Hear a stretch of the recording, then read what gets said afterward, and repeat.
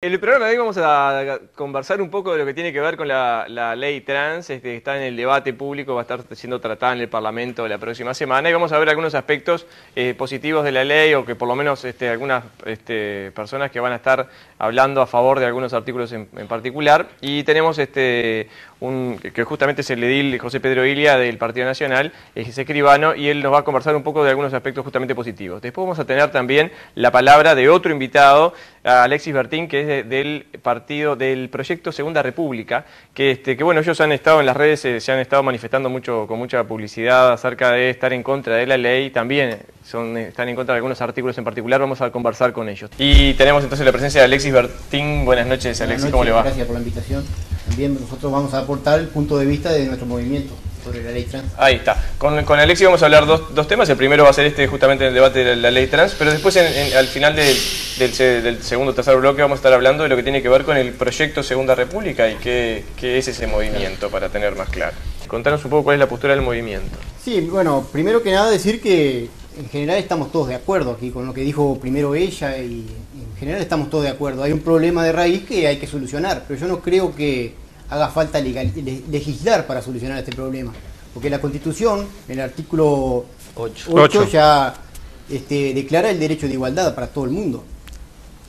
De manera que si nosotros legislamos sobre la ley trans, estamos violando ese artículo. Por ejemplo, en los artículos 15 y 18 la ley trans declara que el grupo de población trans debe de ser prioritario. Yo considero que eso es un privilegio.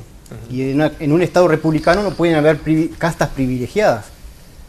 Alexis, una pregunta, porque muchas de las se hacen políticas de discriminación positiva, ¿no? De hecho, el gobierno son la forma de ir adquiriendo determinados derechos en la sociedad para los más vulnerados o los más excluidos. ¿Ustedes en general están en contra entonces de todas las políticas así de discriminación positiva o de alguna particular? Nosotros sobre la ley trans puntualmente estamos en contra.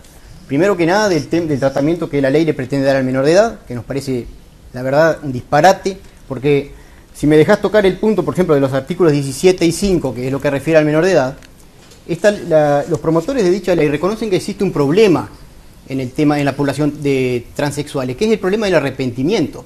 Entonces yo digo, ¿cómo podemos incluir en una ley trans a menores de edad que todavía no pueden llegar a tomar una decisión madura cuando se reconoce que hay un problema de arrepentimiento? Entonces ese problema de arrepentimiento se va a agravar si incluimos al menor de edad en esta ley trans. Eso para mí es el punto que no se puede, se debe de sacar y no se puede votar. Después sí, tenemos los artículos que piden prioridad para la población trans, por ejemplo, para acceder a viviendas. También nos parece un privilegio. Yo no entiendo por qué una persona por determinada orientación sexual, que tiene todo su derecho, pero no creo que eso amerita que le tengamos que dar prioridad para darle vivienda o para darle trabajo por encima del resto de la población. Yo creo que el trabajo sobre todo el trabajo tiene que ser meritorio y la capacitación de cada uno. Uno no entra porque es hombre o mujer o se siente de otro sexo.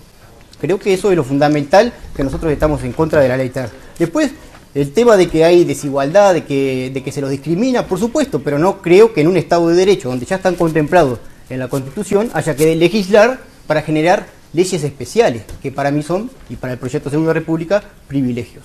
Bien. Ricardo. Sí, yo una cosa, a veces a mí me asombra, no lo digo por él, pero en general, pero cuando uno traslada ese artículo 8 a una parte de la sociedad bastante pacata y reaccionaria, y a veces un relato desde el odio, yo he convivido por mi situación en el hospital con personas trans, y son las personas vulnerables de los más vulnerables.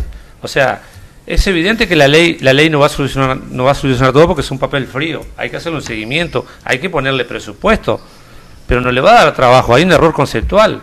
Prevé un 1%, pero, como prevé, por ejemplo, para el sector de discapacidad, que se prevé un 4%. Pero es que ellos no pueden cubrir ese 1%, porque son el 0,1%. Pero por supuesto, pero... Entonces, ¿cómo van a pedir algo que ellos no pueden cubrir? Entonces, hay algún sector del Estado que se va a resentir.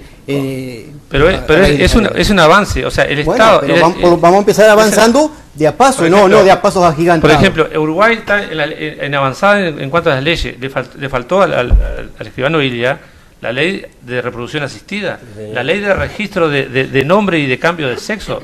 O sea, Eso es un marco de igualdad. Eso claro. ya va, eso lo que vos estás diciendo, la ley de reproducción asistida, de cambio de sexo. Pero es una además, serie, eso ya está contemplado en ACE. Hace años que ACE ya es una serie proporciona de gratuitamente la armonización. O sea, por ejemplo, el Estado por primera vez el Estado en ACE, por ejemplo, una de las cosas que prevé la ley, hoy por ejemplo una mutualista en general tiene el derecho a admisión. La ley prevé que no tenga el derecho a admisión para personas trans. Hoy ¿qué hacen? Yo no mencioné ese punto como que estuviéramos en contra. No, te digo un punto de la ley que he escuchado que hay gente, acá tengo un médico, he escuchado disparate decir que los médicos van a mutilar los genitales. He escuchado ese disparate, lo he escuchado en el Parlamento. Por bueno, eso entonces, de los políticos. Exactamente. Bueno, una operación una operación de genitales es irreversible. Tremendo disparate. A ver, es irreversible. El concepto de mutilación es sacarle algo a un cuerpo de forma violenta. Yo no digo mutilación, pero digo que es irreversible. Violenta. El tema de los menores. Pues si eso parece que andan los médicos con el tema de los menores. Claro, es horrible decir eso. El tema, no, lo he escuchado de algunos parlamentarios. Horrible.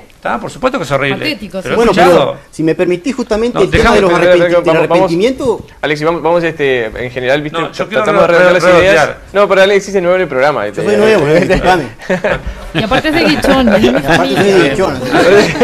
Guichonense, Alexis. Bien, pero a mí, por ejemplo, quería redondear. Sí. Y también tenemos que enmarcarlo a esto. Primero, hay una experiencia en el Samboa, de unos 300 trans. Yo decía con el tema de la mutualista, hay muchos trans hoy que se están saliendo de la mutualista porque ACE lo está atendiendo. Y se ha comprobado que solamente con el hecho de expresar su género, su orientación sexual, ya han mejorado su calidad de vida. Entonces, ¿por qué yo soy heterosexual? ¿Puedo expresarme libremente? O sea, también la ley prevé el derecho a la expresión.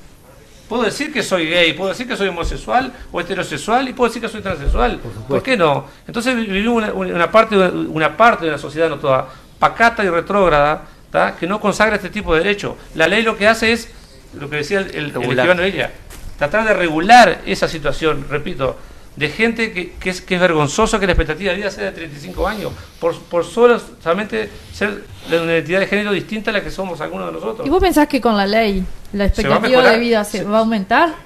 Cuando es un problema de cultura y de mentalidad. Ya con los 300, con el acceso a la salud, nace por ejemplo, si lo excluimos del sistema de salud o de la salud, ¿qué logramos? Que se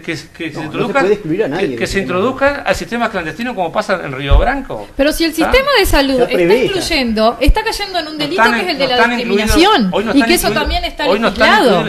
Si la educación pública está discriminando porque es trans, está en un delito. Hoy no están en el sistema de salud. La ley prevé que se incluyan. Hoy pero hay una experiencia. Pero ¿por qué no están en el sistema de salud? No están en el sistema de salud porque fue en la ley que era del 2007 y no estaba incluido. Por eso digo, no estaba incluido o sea, el Estado no tenía presente como decía el escribano Villa,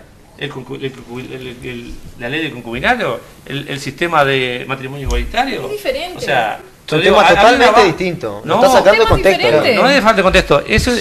Son leyes que apuntan a una parte de la sociedad que no estaba contemplada. ¿Cuándo no íbamos a imaginar que Uruguay iba a haber? Pero eso es crear el marco de igualdad. Eso está por perfecto. Por eso, es lo que pretende la ley esta, un marco de igualdad. Eso está perfecto. Pero en este caso, si un médico no quiere atender a una persona porque es transexual, yo te doy la igualdad radica en la igualdad de oportunidades, no en autodiscriminarse. Yo te dejo un ejemplo personal y acá hay un médico. Yo tengo hijos adolescentes. Hoy yo un hijo adolescente va a decir que hace un tratamiento hormonal por X, lo puede hacer. ¿Y por qué una persona trans hoy tiene que esperar a los 18 años y no lo puede hacer? Pero de propia voluntad, un menor de edad no lo puede hacer. A ver, tiene que ir acompañado del mayor. Más o menos acompañando lo que decían, bro. A mí totalmente. Díganme. Isabel, tenemos un WhatsApp que mandó justamente una persona trans, por eso es importante. Quiero escuchar la opinión de Bertín sobre justamente este punto en particular de la financiación en particular del... Sí, sobre el régimen de facto. Sí, acá dice, soy trans, sé lo que pasé en dictadura también y en democracia trabajé en la noche, no porque quise, sino porque no me daban trabajo. Sí, claro. Pero que eso es verdad, eso no se está discutiendo, eso no se niega. Sí, también hay un gran sector de la población que no es trans que pasó exactamente por lo mismo. No se puede comparar, es incomparable. No, pero es incomparable. Es un ejemplo incomparable. A mí no me gusta mucho comparar el dolor de una persona incomparable, porque creo que eso no es propio de... Estamos hablando de un sector vulnerable, de los más vulnerados. O sea, si decimos que la expectativa de vida es 35 años, ya tenemos o sea, comparar me parece que es incomparable. Y creo que no estoy de acuerdo. Yo creo que la exposición de motivo de igualdad no estoy de acuerdo con este proyecto. Después sí, creo que la batalla que tenemos que dar todos como sociedad es estar ahí. Sí, pero la igualdad, somos todos iguales, sí. No abusión, no hacer abuso de la discriminación positiva, pero lo que tú estás diciendo creo que no va por ahí. Legalizar no creo que sea el camino correcto. Y mucho menos subvencionar a las personas que vivieron en la época de la dictadura, porque hay que entender que en la época de la dictadura no había democracia, los derechos estaban suspendidos para todo el mundo. Pero fueron discriminados por el Estado, claro, por las instituciones democráticas, por el Estado. El Estado los torturaba. El Estado de facto perseguía a todo el mundo. No perseguía solo a los trans. Sí, pero uno estaba parado en una calle 18 de julio de Montevideo, en una racia, o te veían con el pelo largo y te llevaban. Pero si estamos hablando que son personas, un sector de la población vulnerable, más en dictadura son más vulnerables todos vulnerables. Sí, pero estas personas siempre fueron vulnerables. Seguimos en dictadura más todavía. Pero aparte esa población trans eran no solamente que eran perseguidos, sino que también por su condición eran violados, torturados, asesinados. ¿Cuántas personas torturadas hubieran en la época de la dictadura? Sí, pero era porque... Ahora yo quiero hacer una aclaración. En los casos donde pudo haber tortura, ahí indistintamente si era trans o no, tiene que tener una subvención. Hay una subvención. Bueno, y entonces una persona por ser trans no tiene esa subvención. Supongo que si él comprueba que fue torturado, la tendrá. Hoy por hoy no tiene. Pero si comprueba que fue torturado, la tendrá como tantas personas. Hoy no la tiene, tiene que haber una ley para eso. ¿Por qué no la tiene? Porque no hay una ley. Pero ¿cuántas personas hoy en día han cobrado del Estado? Por el hecho de haber sido vulnerados sus derechos individuales como personas. Sin importar la orientación sexual que vos tengas. Sí, con respecto justamente a esto que yo estaba tratando de comentar, que tenía que ver entonces con que vos decís, es un privilegio para los trans determinar el cupo. Puntos, este caso del cupo, por ejemplo, en el trabajo. Y sin embargo, yo digo, sí, es verdad, es un privilegio frente a cuánta gente que nos ve y no tiene trabajo. Es una realidad, obviamente un trans va a ser más discriminado que una persona normal que no tenga trabajo. Pero también hay que escuchar al otro sector de la población que ve que esto es un privilegio y no le gusta, así como se legisla por una realidad, como bien dice él, sobre la población trans. El legislador también tiene que escuchar al resto de la población que dice, no, pará, yo estoy sin laburo, no me dan trabajo, ¿y qué me tengo que disfrazar de mujer? Porque a lo mejor con ese cupo entro, porque eso va a ser, al final es al revés, como vos decís, porque con la ley aplicada, que vas a tener que disfrazar de mujer para que te den trabajo, y yo, si no me disfrazo de mujer, capaz no me lo dan, porque no tengo una ley que me ampare en ese sentido. Entonces al final, yo creo que esto no soluciona nada, empeora, y de hecho con nosotros se han comunicado muchos, no voy a decir transexuales, pero sí homosexuales, lesbianas y gays, que nos han planteado las mismas inquietudes que tenemos nosotros, que están en contra de esto, porque lo ven como un privilegio, y encima creen que esto va a generar más rechazo hacia la población homosexual en general. Yo le preguntaría al señor... Una simple aclaración, porque la puedo dejar pasar.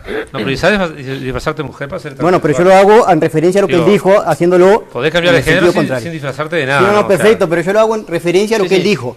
Aprobada la ley trans, tal vez si vos te disfrazas de mujer, vos decís, a hoy por hoy no te dan laburo, pero aprobada la ley trans, tal vez te lo den. O sea, es lo mismo, quedamos la misma. Ahora hay otro tema, no siempre hablamos del trans cuando es de hombre que pasa a mujer. ¿Qué pasa la transexualidad también? Claro. ¿Qué pasa cuando hay una mujer que pasa a ser varón? Yo creo que eso pasa más desapercibido, no sé, es mi impresión. ¿Sufre la misma discriminación? Porque hoy en día la vestimenta de una mujer es distinto un hombre que se pinta que una mujer que anda, creo yo, que anda pasa más desapercibido. A mí me pasa más desapercibido. Creo que los adolescentes de ahora sí ya están viniendo, por suerte, con otra cabeza, con ese cambio, ese cambio de chip. Además me parece que las personas hay que aceptarlas como se sientan las personas. O sea, no se educa a ser hombre o heterosexual o gay. Hay que aceptarla. No legislar como las personas hay que aceptar. Yo me siento como si me dé la gana y vamos a legislar. No, pero no se legisla para cómo se siente. Se legisla para... Creo que viene por ese lado el tema. No leíste la ley. Tenés que leer la ley completa. Lo que pasa es que esta ley parte de la ideología de género. Esta ley se sustenta de la ideología de género. Todo lo que esta ley pide parte de la ideología de género, de la sexualidad de la persona. Esa es la columna vertebral que sustenta esta ley, la ideología de género. Sexo, que no tiene nada que ver con la ideología de género, es lo mismo. Yo creo que acá también va más allá de que un hombre se vista de mujer o una mujer de hombre. Es como se siente esa persona. Claro. Y es como se asume también esa persona. A mí me pasa en particular que tengo amigas transexuales. Yo no veo un hombre yo estoy con ella y veo una mujer hermosa que se animó a ser ella y que se animó a ser quien es, y yo no siento que estoy hablando con un hombre, sinceramente. Ponemos el principio, que el legislador tiene que legislar lo que la sociedad le está indicando. No estamos en la sociedad del siglo pasado.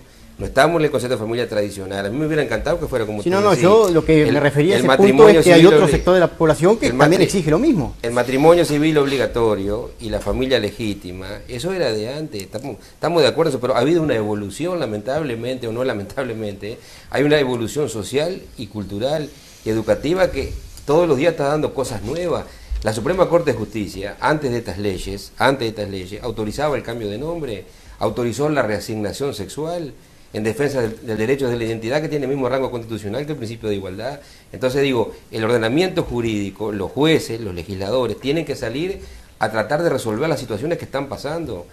¿Qué haría, por ejemplo, un parlamento si la población de ese país, de buenas a primeras, empieza una tasa creciente de homosexualismo? ¿Hay que legislarlo o no hay que legislarlo? Hay que dejarlo al libre albedrío, que todo el mundo... Hay que legislarlo, pero también escuchar otros sectores de la población. Hay que poner parámetros, eso hay que escuchar los dos sectores de la población. Hay que llevarlo a alguna cosa, por ejemplo, porque si no se legisla, se juntan dos mujeres, como ha pasado, se genera una pareja, pareja de hecho de dos mujeres y deciden adoptar un niño, como ha pasado, hay ejemplos en el Uruguay, está pasando en Paysandú, hay un caso en el juego de familia, que pasa no se puede negar, eso sería ridículo. Pero ¿cómo no se puede negar? Entonces, que eso pasa no se puede negar porque... Bueno, lo mismo pasa con esto, es una realidad social, claro que es una realidad, que hay que ponerle pie, pero yo también pongo un poco en foco el tema del otro sector de la población que a ellos no le dan los mismos privilegios. Pero el otro sector es el sector, vamos a llamarle, porque está mal lo que decís, pero el sector normal, el que conocemos. Bueno, pero también tiene los mismos problemas. Entonces tiene otros problemas que ya son acompasados, que se conocen, entonces son estas problemáticas nuevas que requiere una respuesta de la ley.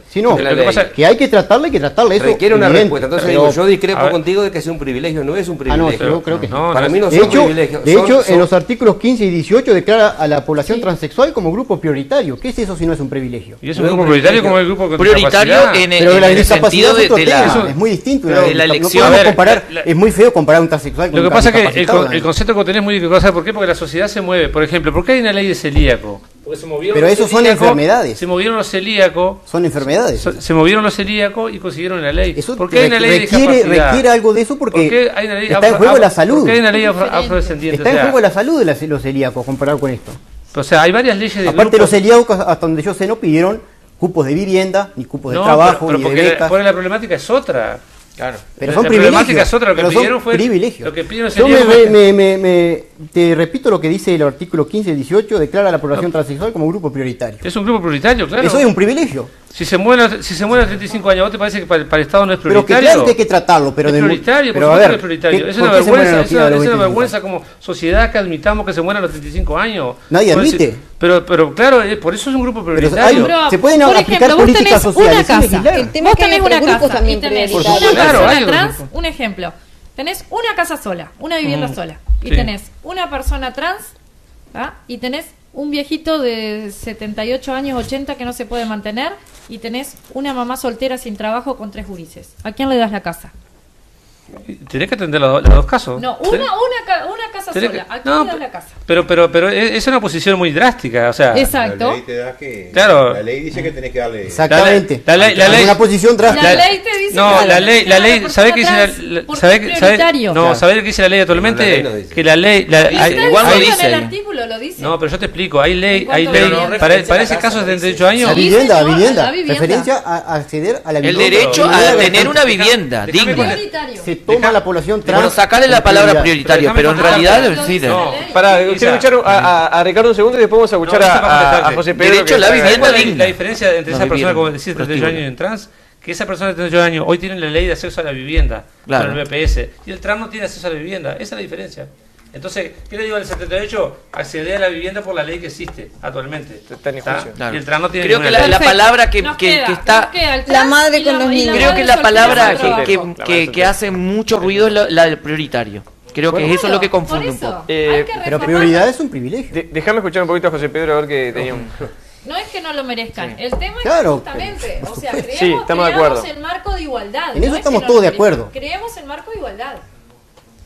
Bien. Disculpen, no es que la ley crea en un caso particular que tiene que hacerle al trampo lo que dice la ley. La ley lo crea, lo contestó Ambroa, crea políticas públicas para que sean contemplados en una política de vivienda también este colectivo. Eso es lo que quiere decir la ley. No quiere decir que si yo tengo una casa para alquilar y tengo un traño y la mujer sola, tengo que optar por el tramo. No, eso no dice la ley. Claro. Mandata al Estado para que el Estado en las políticas públicas de vivienda los tenga en cuenta y tenga un cupo, como las becas, como las demás cosas. Pero no habla de que hay una prioridad, de que porque sea trans tenga prioridad. Yo creo que sí habla, porque la ley discúlpeme, legaliza en base al ser transexual. Discúlpeme, eso es una interpretación no contextual de la ley. La ley hay que interpretarla en todas sus partes. Pero si yo leo un pedacito y lo saco de contexto, no lo puedo interpretar adecuadamente. Si no se puntualizara que son transexuales a los que le tienen que dar, entonces ¿para qué hacemos la ley si ya está eso para asegurarle un acceso a la vivienda? Pero en la Constitución ya está asegurado el acceso a la vivienda para todo el mundo, sin distinción de sexo. No habría más leyes, en la Constitución está contemplado el acceso a la vivienda sin distinción de raza, sexo y religión. Ahora, la ley es la forma de... Me remito a lo que dijo ella al principio. La ley es la forma de aplicar la Constitución. La Constitución es la norma macro y después hay que bajar la tierra. Cada individuo tiene derecho a exigir que se le respete a esos principios. Cada individuo tiene los mecanismos legales para exigir que se respeten sus derechos y sus principios. Alexis, igual ustedes reconocen que es una población vulnerable. Por supuesto. No, porque eso es el primer punto para estar de acuerdo. Reconocemos que también hay más sectores vulnerables. Hay otros sectores vulnerables. Y lo otro es que hay políticas que son legislación por discriminación positiva, porque como son grupos que están siendo discriminados, se hace una discriminación positiva para igualarlos con el resto de la sociedad. Bueno, lo dio ahora también para dar el apellido, también hubo que llevar a un juicio. Primero está la realidad social y después el legislador atrás viene a regularlo. Yo discrepo con que la Constitución resuelve todo. Pero ahí lo discrepo para hacer valer los derechos. Lo discrepo, la Constitución es por arte de magia va a resolver, ¿no? Por supuesto. Pero ¿cuáles son los mecanismos? Y hay mecanismos legales. ¿Y cuáles son? Si discriminan, tengo derecho a denunciar discriminación. Pero usted tiene un código penal que tipifica los delitos, una conducta una conducta adecuada al tipo penal significa un reproche de la ley. Bueno, pero hay un código penal, hay un código civil. Discriminan, puede hacer valer sus derechos. Hay un código de agua, un código rural, es por materia. Yo no. Está bárbaro, digo, los principios constitucionales. Yo soy gran constitucionalista, estoy de acuerdo con la Constitución, pero lo otro... Además, la Constitución hay que respetarlo porque somos un Estado republicano. ¿Quién la respeta la Constitución hoy en día? Estamos de acuerdo, pero... ¿Quién la respeta la Constitución hoy en día? Bueno, ese ya es un problema de la sociedad y no creo que legalizar eso lo solucione, porque va a generar más problemas. No, pero la forma de la aplicación, digo, yo ahí discrepo porque digo, le faltan los mecanismos para llevarlo. Pues si no tenemos que arrancar con la discusión eterna de allá atrás del Estado. Pero ¿cuáles son los mecanismos entonces? O del Estado paternalista. Priorizar son los mecanismos. Para mí, yo lo que digo es que si se llegó a este proyecto de ley es porque hay una realidad social que está reclamando. Pero este proyecto de ley es el que tenemos ahora, es uno, el que se va a presentar el lunes, tal vez sea otro distinto, con las mismas cosas, pero con algunas cosas que le quiten. Pero que ese es el tema de la discusión parlamentaria, de los mecanismos de creación de la ley. Se ha entendido en parte que hay ciertos privilegios que están en la Constitución de la República, que justamente en la discusión parlamentaria, que después sirve para interpretar la ley. Algunas cosas que quedaron, a ver si estamos todos de acuerdo. El primer grupo que salió en contra fue un grupo evangelista. Vamos a ver si estamos todos de acuerdo con la línea que se planteó. En realidad el término privilegio, yo creo que está, no sé si está bien empleado, pero es un término que describe alguna situación. Es un privilegio, sí, a una población que como le faltan, no está al mismo nivel que el resto, la equipara, la equilibra con el resto. Esto es un poco lo que ven los legisladores que ven en ese grupo vulnerable y hacen una legislación que hace una discriminación positiva. Lo podemos llamar privilegio si quieren. En definitiva es una discriminación positiva a un grupo vulnerable que le faltan o no accede a determinados derechos que están regidos por la Constitución y estamos todos de acuerdo de que tiene que acceder, pero finalmente en los hechos eso no pasa, los legisladores ven que hay esa carencia y legislan en ese sentido. ¿Estamos de acuerdo un poco más o menos ahí? Y que el término... Pero ahí entramos en abrir la caja de Pandora, como decían. No, que vos te planteás que es un privilegio que en eso sería inaceptable por parte de ustedes. Más o menos ahí viene la mano. Yo quería dejar ahí algunos de esos puntos claros y vamos al corte y enseguida volvemos ya para cerrar el tema.